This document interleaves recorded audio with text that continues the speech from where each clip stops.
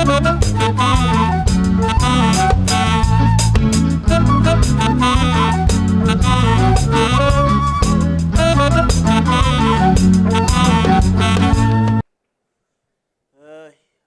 ጉድ! ቆይ ትንቢት ምናምን ንግርቱ ይቅር፣ ምሳሌ አነጋገር ሁሉ ይድረስብን።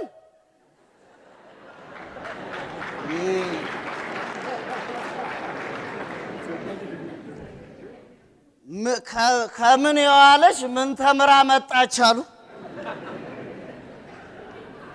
መንፈስ እኮ ጠጅ ቤት ሰደበን እኛን። የጠጅ ቤት ምርኮኞች አይለንም። ለሻምበል አግዞ መንፈስ እኛን ስማ አወጣልን። የእድር ቤት ቋንቋ ተጠቅሞ ምን አለን?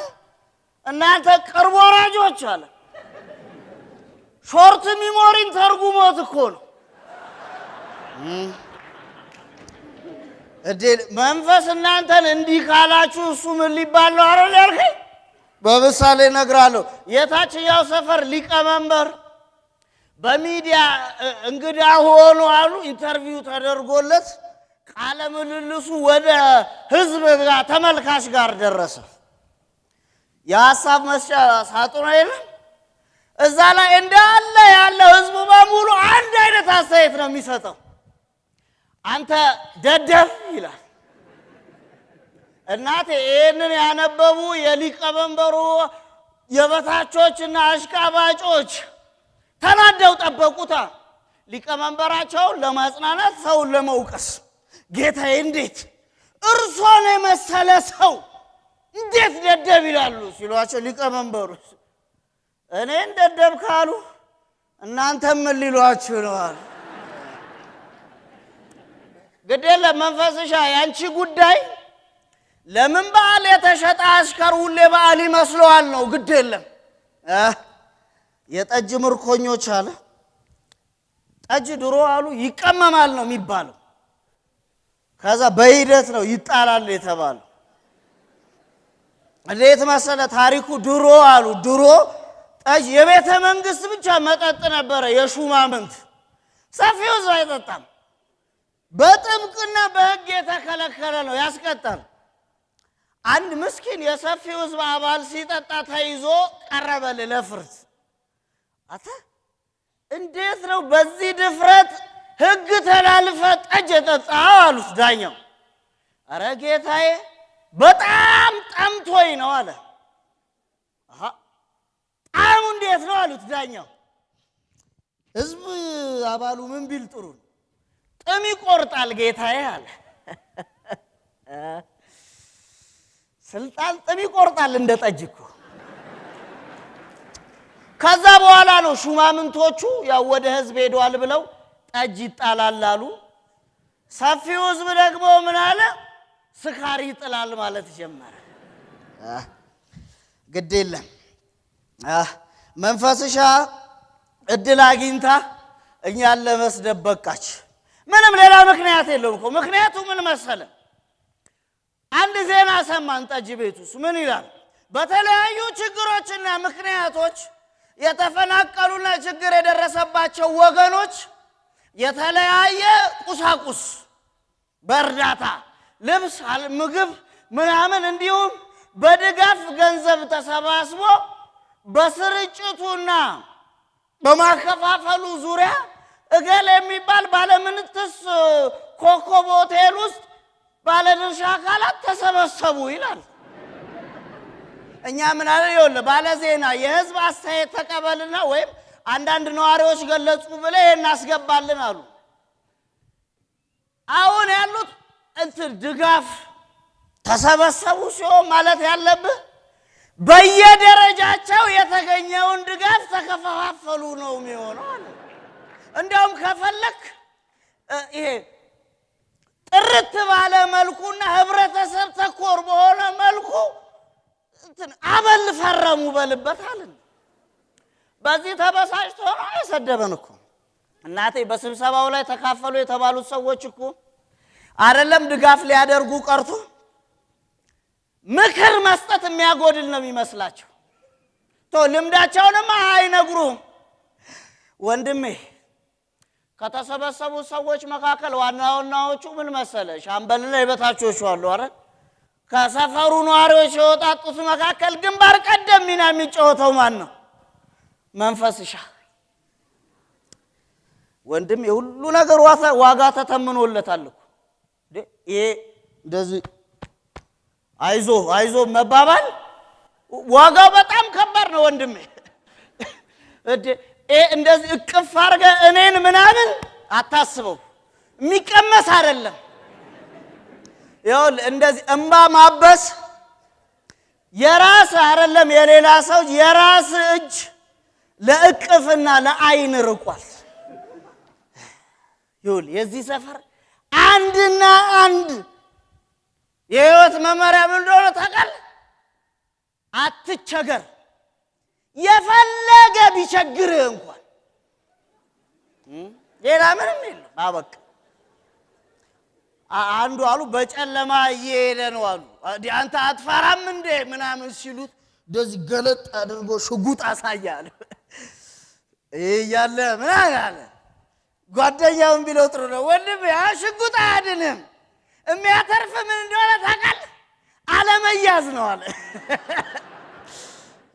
አትያዝ ወንድሜ ቸግሯል ከቸገረ ዋጋ ይተመንልሃል አይደለም ለንብረት ለሰውነት ራሱ ዝቅ ያለ ዋጋ ታገኛለህ ነፃ ዋጋ ካገኘ እድለኛ ነህ ይኸውልህ እንዴት መሰለ የሚሆነው በስንት መከራ የምታገኘው ነው ማስተዛዘን የለ በስንት መከራ እንዳታገኝ ሎተሪ እንኳን ያለ ማስተዛዘኛ ነው የምትፍቀው ድሮ በየኮርኪው ላይ የምታገኘው የለም ነፃ እድል የሚለው ጥሩ እድር ካለ እሱን የምታገኘው ሞተ የሬሳ ሳጥን ሲከፈት ነው ነፃ እድል የሚል የምታገኘው ጥሩ እድል ከሌለ ሬሳ ሳጥን ሲከፈት እንደገና ይሞክሩ ይልና ያለ ሳጥን ትቀበራታል አረ ሁሉም ሰው የሚለው ምንድነው ከቸገረው ሰው ላይ አገዛም እንደ ዋጋው እኮ ርካሽ ነው ይላል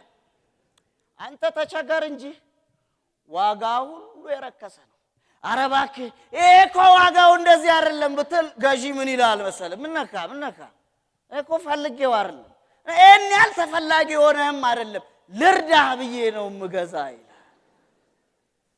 ከተቸገርክ መብቱ የገዢ ነው አንተ የመሸጥና የመሸቀጥ ግዴታ ነው ያለብህ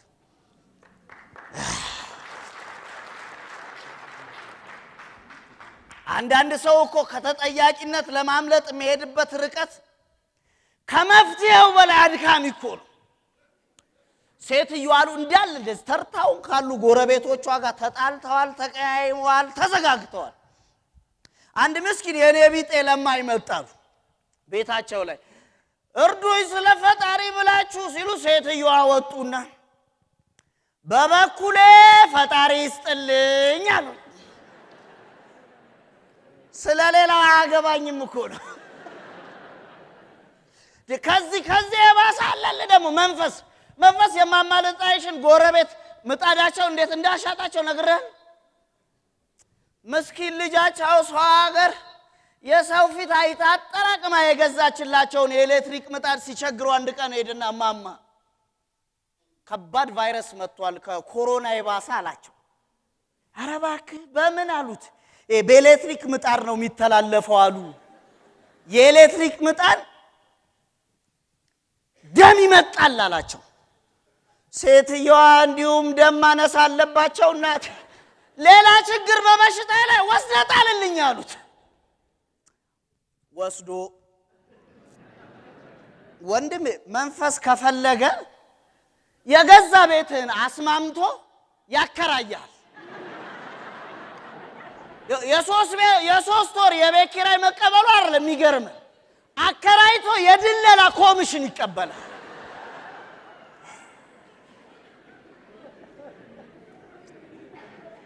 እንደዚህ አይነት መሃል ጠሊቅ ብዙ ሰዎች አሉ እዚህ ሰፈር ውስጥ ከዳሮቹና ከጠርዞቹ የከፋ ችግር የሚያመጡ የዚህ ሰፈር መሃል ጠሊቅነትና መሃል ሰፋሪነት እንዴት እንደሆነ ላሳየ ጥቁርና ነጭ ምን በመልክ ቢለያዩ ራሳቸውን አዋጥተው ግራጫን ፈጠሩ። ነገር ግን ከጊዜ ሂደትና ከጥቂት ሁኔታዎች በኋላ በእነዚህ ሶስት አካላት መካከል የማንነት ጥያቄ መነሳት ጀመረ። ጥቁሮች፣ ነጮች እኛን የሚያጠፉ ታሪካዊ ጠላቶቻችን ናቸው ማለት ጀመሩ። ነጮች ደግሞ ለጥቁሮች እኛን ነፃነት የሰጠናቸው ማለት ጀመሩ። ግራጫዎች ደግሞ እኛ ማንንም አንመስልም አንድ ነን ማለት ጀመሩ። ሶስቱም በየራሳቸው ጽንፍ ይዘዋል። ነገር ግን ሶስቱም በየራሳቸው ውስጣዊ አጀንዳዎች መነሳት ጀመሩ። ከጥቁሮች መካከል አንዳንድ ጥቁሮች እኛ ነን ከጥቁሮች መጉላት ያለብን ሌላው ደብዛዛ ነው አለ። ከነጮቹ መካከል ደግሞ እኛ ፒውር የምንባል ንጹህ ነጮች ነን አሉ። ከግራዎቻችሁ ጋር አንዳንዶቹ መስራች ግራጫዎች ነን እኛን ቀድመን የሰፈር ነው ይላሉ። በትልቁ ግን ግራጫዎች ለሶስት ተከፍለዋል። የመጀመሪያዎቹ ግራ ኤጫ ይባላሉ።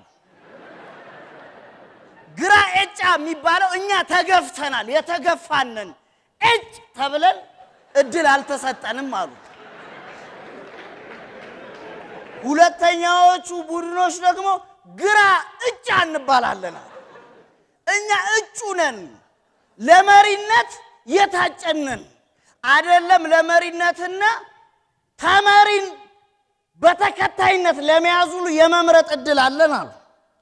ሶስተኞቹ በእነዚህ መካከል ያሉ ነው። እኛ ለምንድን ነው ጥቁርና ነጭ ብለን የምንከፋፈለው? ግራጫነት ወይ ሞት ማለት ጀመሩ። እንግዲህ በዚህ ሁኔታ ውስጥ እያሉ የውስጥ ጉዳዮቻቸውን ትተው ሶስቱ መካሰስ ጀመሩ። ጥቁሮች በግራጫ ውስጥ ያለን ብልጫ እኛ ይሁን፣ ነጮች እኛ ይሁን፣ ግራጫዎች ደግሞ ግድ የለም ሁለቱም ማቻቻል ማገነዛዘብ እንችላለን ማለት ጀመሩ። ኤክስ በእንጥልጥል ያለ ነው። ግራጫዎች ታሪካዊ ጥናት አገኘንና አዲስ ግኝት ደርሰንበታል ብለው መግለጫ ሰጡ። ረቀቅ ያለ እኛ ግራጫዎች በነጮችና በጥቁሮች ውህደት አልተፈጠርንም።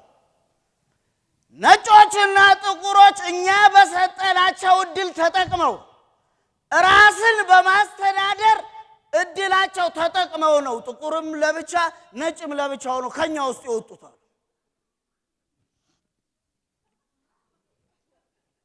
እስካሁን ክሳቸው አልተቋጨም። ጎበስ ምን መሰለህ ይሄ እኔ ትልና እኔነትን በብልጠት አዋጥተህ የሰራኸው እኛ ከኔነት የባሰ እኛ የሚል ጽንፈኝነትን ይወልዳል።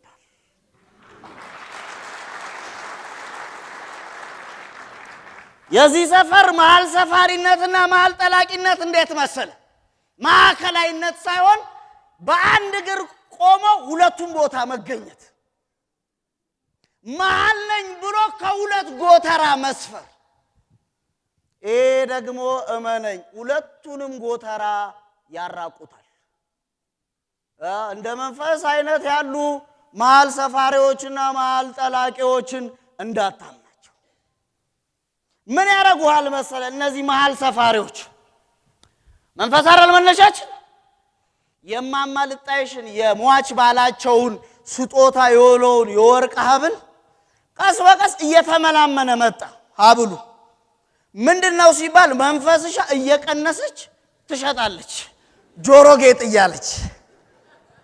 አንድ ቀን የጎረቤት ሰርግ ላይ ሊሄዱ ማማልጣይሽ ሲያዩት ሀብሉ ጠበባቸው፣ አልገባለ። አረ ጎበዝ፣ አረ ሀብል እኮ ቀስ በቀስ ጠበበ፣ ምንድነው አሉ። መንፈስሻ ትድፈሎ ይሄ አንቺ ነሽ እዚህ ምን እዛ ስርቻ እያስቀመጥሽ ብል በልቶት እንዳይሆን አለ። ወርቅና ብል ማለት ማማልጣይሽ ተነቃቅተናል በሚል ፈገግ አሉና ልክነ የቤት ውስጥ ብል መሆኑ ጠቀመኝ እንጂ ለአምባር አይደለም ለቀለበት አያስቀርልኝም ነበር አሉ።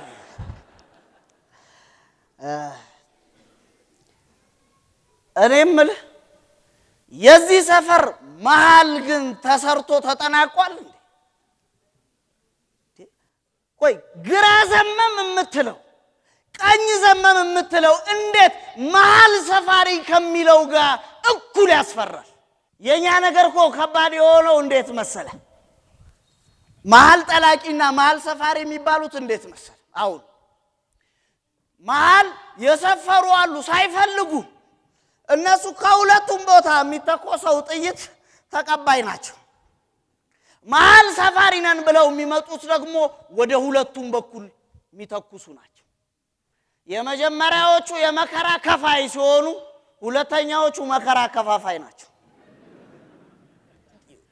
ጤነኛ የሆነ ሰው አካሎቹን በሙሉ በእኩል ያያል እንጂ ምን አባቱ ስና ሳምባ ጉበት ይኑር እንጂ አንጀት ምን ይሰራል ዋናው ደም ስር ነው አይልም ካልታመመ በቃ። መሃል ሰፋሪ ነን የሚሉት እንዴት መሰለ ችግራቸው? ለሁሉም ነገር መፍትሄ አለን፣ ለሁሉም በር ቁልፍኛ ነን ይሏል። ችግሩ ምን መሰለ? ምንም ችግር የለውም እኮ እጅ በረሃብ ጊዜ ጋግሮ አብኩቶ አጉርሶ ከዛ በኋላ እኔ ነኝ መዋጥ ያለብኝ። እኔ ካልፈጨው መንገዱ ሁሉ ስተት ነው ተክጃለሁ ቃል ባወጣውላቸው ብሎ የገባውን ምግብ ጣቴን ከትቼ ካላወጣው ከዛ ከጥርስ ጋር ግብ ቡጢ መግጠም ከጉሮሮ ጋር መቧጨር ከጀመረ ውጤቱ ሁሉ ጊዜ ኪሳራ። አንድ አካል መሆን ማለት ጆሮን ባፍ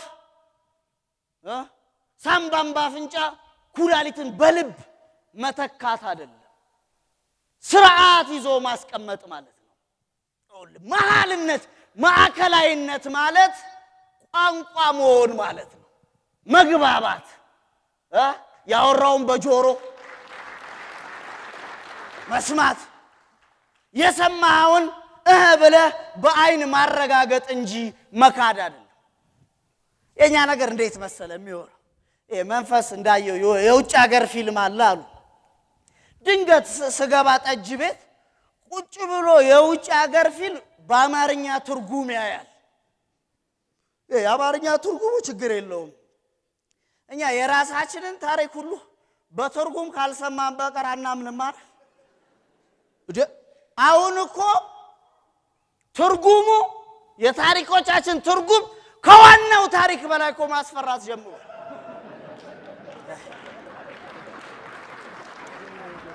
ብቻ ወንድሜ የፊልሙ ታሪክ ምን መሰለ? በአጋጣሚ ያየሁት አንድ ሰካራም ሰውዬ በመጠጥ ሱስ ምክንያት ቤተሰቦቹን በትኖ መንገር ላይ ወድቆሉ ጎዳና ተዳዳሪ ሆነ። ደግ ሰዎች አግኝተውት ሆስፒታል ወሰዱት። ከጥቂት ጊዜ በኋላ ከሰመመን ነቃና ዶክተሩ ይገርማል አንድ ወጣት በጭንቀት ምክንያት ራሱን አጥፍቶ የሱን ጉበት በንቅለ ተከላ ላንተ ሰተናል አሉት። ሰውየው ድንግጥ ብሎ እኮ ለኔ አዲስ ጉበት አገኘው አለ። በሚገባ ሲል ሰውየውን ቢል ጥሩ በቃ ያለ ሐሳብ ልጠጣ ነው ማለት ነው። የኛ ግራም ቀኝም መሃልም የዚህን ያህል ነው አንድ አይነት የሆነው። መሃል ሰፋሪ ለሁሉም የሚታመም ሁሉን የማይሰማ ከሆነ ምን አይነት ዘዴ ይመጣል መሰለ? ኩላሊትን የኩላሊት ሆኜ የኩላሊነትን ክብር ካላገኘው እዚህ ህብረት ውስጥ መኖሬ ምን ይጠቅማል? ጉበት ለሌለው ሰው ሄጄ በጉበት ቦታ ተክቼ ያለ ቦታዬ መገኘት ይሻለኛል ይላል። ደግሞ ሁለቱንም ያጠፋል።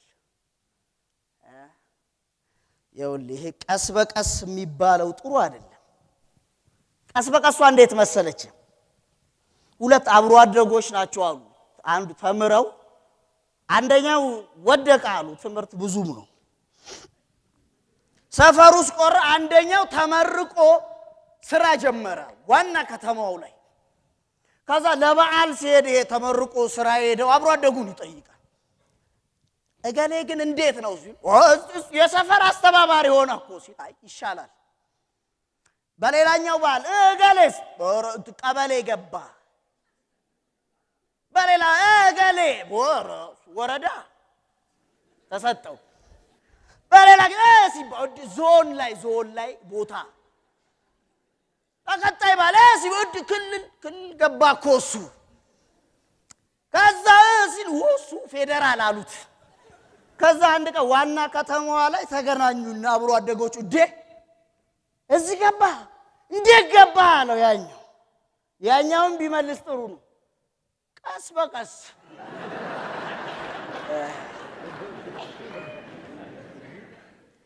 ቀስ በቀስ የተሰራ መሃል ሰፋሪነት ከግራው ከባሰው የከፋ ጥፋት ያመጣል። እንዴት መሰለ ግራና ቀኙ ኮረኮንች ነው አያስኬድም ብለ መሃሉን ስትመርጥ እልም ያለ ጉርጓዶ ነው ታገኘዋል። ለዚህ ነው መሃል ሰፋሪነትና መሃል ጠላቂነት መለየት አለበት። እዚህ ሰፈርም ይኸውልህ እንዴት መሰለ ማዕከላዊነት መሆን ያለበት መንደሪንና ሎሚና ብርቱካን የለም መንደሪን የወለዱት መንደሪን ከናቱ ብርቱካንና ከአባቱ ሎሚ ተወልዶ ብዙ ጊዜ ጥያቄ ይፈጠርበታል።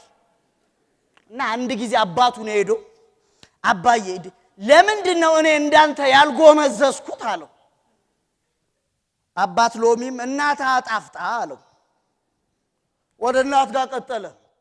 ማዬ ለምንድን ነው እኔ እንዳንቺ ያልጣፈጥኩት አላት። እናት ብርቱካንም አባትህ በርዞ አለችው። በጋራ ጠየቃቸው አንድ ላይ እሺ አሁን እኔ መራራ ነው ጎምዛዛ ነው የሚባለው ወይስ ጣፋጭ አሉት። አይ ልጄ ምን ልዩነት አለው? ብርቱካንም ጣፋጭ ተብሎ ሎሚም መራራ ተብሎ ስያሜያቸው ፍራፍሬ ነው የጋራ ነው።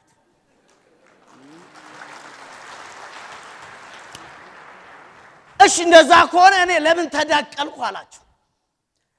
መራራውን ከጣፋጩ ልታስማማ ልዩነታችንን አንድ ልታደርጋት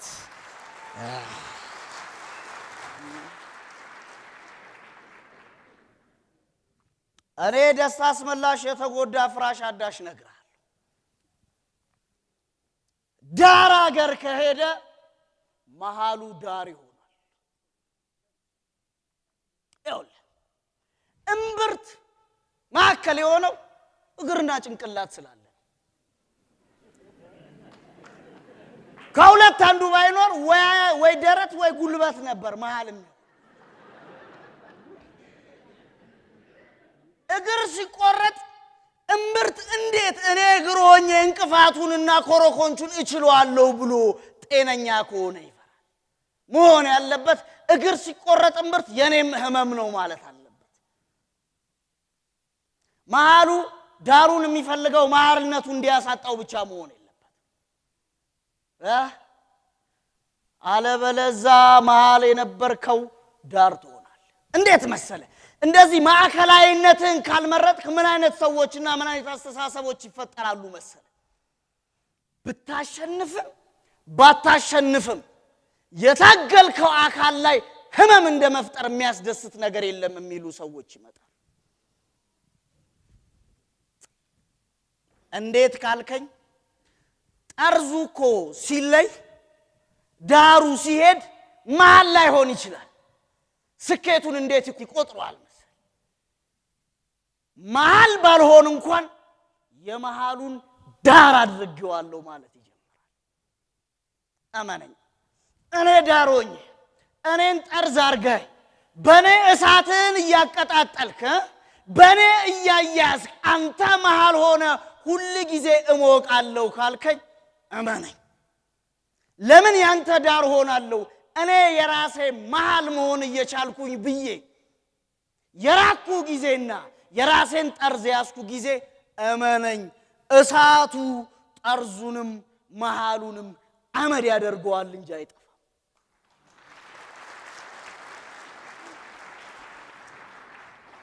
ቀኙም ግራውም ነጭና ጥቁሩ እኔ የሚል ብልጠትን ሲዘሩ በተገናኙበት ተጣፍተው አደሩ ያለ አዝማሪው ባንጃው። ለዚህ የኛ የዳር የመሃልና የጠርዙ መመሳሰሉ እንዴት እንደሆነ ላሳይ። ሻምበል እጁን ተሰብሮ መጣሉ ከደረጃ ላይ ወድቁ እንደዚህ ብሎ